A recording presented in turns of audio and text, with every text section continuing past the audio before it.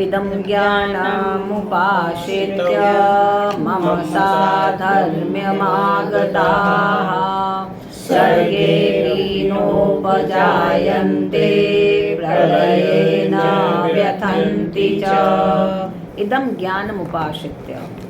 पूर्व श्लोक में भगवान ने उत्तम और पर इन दो विशेषणों से ज्ञान की महत्ता को बताया था।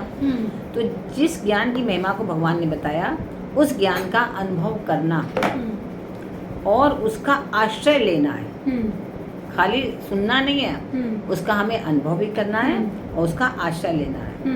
तो उस ज्ञान का अनुभव होने से मनुष्य के संपूर्ण संशय मिट जाते हैं। जब अभी इतनी देर हम लोग ने क्या चर्चा करी, उसके अनुभव की।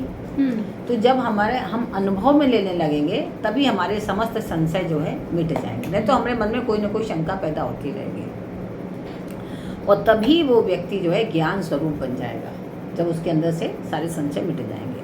मम साधर्म्यमागतः, उस ज्ञान का आश्रय लेकर मनुष्य मेरी सधर्मता को प्राप्त हो सकता है, मेरे समान हो जाएगा। अगर उस ज्ञान को प्राप्त कर ले, भगवान कह रहे हैं वो मेरे समान हो जाएगा। फिर जैसे मेरे में कर्तृत्व भोक्तृत्व नहीं है, सब कुछ करने वाले कौन है, वही परमात्मा, लेकिन उनमें न कर्तृत्व का अहंकार है और न भोक्तृत्व का अहंकार है, कोई है ही नहीं अहंकार।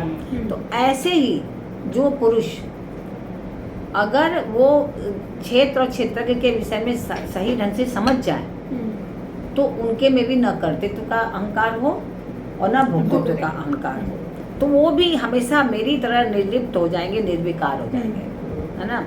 और ऐसे ही उनको भी जब निर्लिप्त हो जाएंगे तो उसका अनुभव जो होने लगेगा तो मेरे समान बन जाएंगे। ज्ञानी महापुरुष के समान, भगवान के समान निर्लिप्त निर्विकार तो हो जाते हैं जो ज्ञानी महापुरुष हो जाते हैं, पर वे भगवान के समान संसार की उत्पत्ति और पालन नहीं कर सकते। यदि ये सोचे कि भगवान ही हो गया तो भगवान तो नहीं हो सकते वो, क्योंकि एक मानव की प्रकृति है ना, जैसे जैसे वो आगे बढ़ता है तो जिसके लिए जिसको देख के बढ़ रहा है तो सोचता है मैं उसके समान हो गया, अब तो मैं वही हो गया। हर मानव यही सोचता है ना। छोटे बच्चे भी होते हैं जो टीचर से पढ़ते हैं, सोचते मैं तो टीचर ही बन गया और टीचर के समान ही पढ़ाने लगते हैं, वैसे ही करते हैं ज़्यादातर बच्चे। टीचर करते हैं, हाँ, उनको अच्छा लगता है वैसे। तो क्या होता है कि वो भगवान के समान न संहार कर सकते हैं, न उत्पत्ति कर सकते हैं, न पालन कर सकते हैं। हाँ, योगाभ्यास के बल से किसी योगी में कुछ सामर्थ्य आ जाती है, कुछ जैसे कपिल मुनि ने, एक मृत व्यक्ति था, उसके में जो 5 तत्व होते हैं, उन्होंने 5 तत्व पे विजय प्राप्त की गई थी, जो कपिल मुनि थे। अच्छा। हाँ, कर्दम ऋषि के पुत्र थे। तो उन्होंने 5 तत्वों पर विजय प्राप्त की हुई थी। तो जब एक व्यक्ति उनके सामने लेके आया ऐसे व्यक्ति को, तो उन्होंने 5 तत्व अपने में से ला करके और उसके में जागृत कर दिया, उसकी चैतन्यता। तो ऐसे कोई ऐसे, वो भी हालांकि विष्णु के ही अवतार माने जाते हैं, भगवान विष्णु के, कपिल मुनि। हाँ, कपिल मुनि भगवान विष्णु के अवतार माने जाते हैं। तो योगाभ्यास के बल से किसी योगी में कुछ सामर्थ्य आ जाती है ना, पर वह सामर्थ्य भी भगवान की सामर्थ्य के समान नहीं है। वो किससे आई है, भगवान से ही आई है, वो भी कहीं अलग से नहीं आई है कि उन्होंने कहीं अलग से पैदा की है। तो ऐसे योगी को हम कहते हैं युंजान योगी। युंजान योगी जो बोला था, हाँ पहले भी बताया था हमने। तो ऐसे योगी को हम बोलते हैं युंजान योगी, जिसने भगवान के द्वारा सामर्थ्य पैदा करी और इतने उत्कृष्ट पहुंच गए, इतनी ऊंचाइयों पर पहुंच गए। उसने अभ्यास करके कुछ सामर्थ्य तो प्राप्त कर लिया। जो परंतु भगवान है वो भुक्त योगी है, युक्त योगी है। जो भगवान है वो युक्त योगी है, अर्थात भगवान में जो सामर्थ्य है वो सर्वदा से थी और स्वतः सिद्ध है। ऐसा नहीं कुछ उन्होंने परिश्रम करके प्राप्त किए, ज्ञानार्जन करके प्राप्त किया है, ऐसा नहीं। वो युक्त योगी है, वो स्वतः ही योगी है, इसलिए उनकी बराबरी कोई नहीं कर सकता। भगवान सब कुछ करने में सामर्थ्य है। कहा गया है कि कर्तुम अकर्तुम अन्यथा कर्तुम समर्थ, कि वो सब कुछ करने में समर्थ है, उनकी कोई बराबरी नहीं कर सकता है। तो योगी की सामर्थ्य तो सीमित होती है, पर भगवान की सामर्थ्य जो वो असीम है, इसलिए हम उनकी बराबरी नहीं कर सकते, वो अविनाशी हैं। लेकिन हम मुक्ति को प्राप्त कर सकते हैं अगर हम मोह और लिप्त होके कार्य ना करें, मोह से युक्त होके कार्य ना करें, लिप्त न होके कार्य न करें। तो सर्गेपि नोपजायन्ते, यहाँ पर भगवान कह रहे हैं कि वे ज्ञानी महापुरुष महासर्ग में के आरंभ में भी उत्पन्न नहीं होते। महासर्ग क्या है कि जब ब्रह्मा की भी मृत्यु हो जाती है, जब महाप्रलय मचता है जब महाप्रलय होता है तो कोई भी जीवित नहीं रहता, ब्रह्मा भी नहीं रहते, सब नष्ट हो जाते हैं। उसके बाद से फिर से जीवन उत्पन्न होता है, फिर से सृष्टि प्रारंभ होती है। तो जब फिर से सृष्टि प्रारंभ होती है तो भी वो लोग फिर पैदा नहीं होते जो वहाँ तक पहुँच जाते हैं। जैसे कोई आपने निगाह में है, दृष्टि में है कोई ऐसा व्यक्ति? हमने आप लोग को बताई हुई कहानी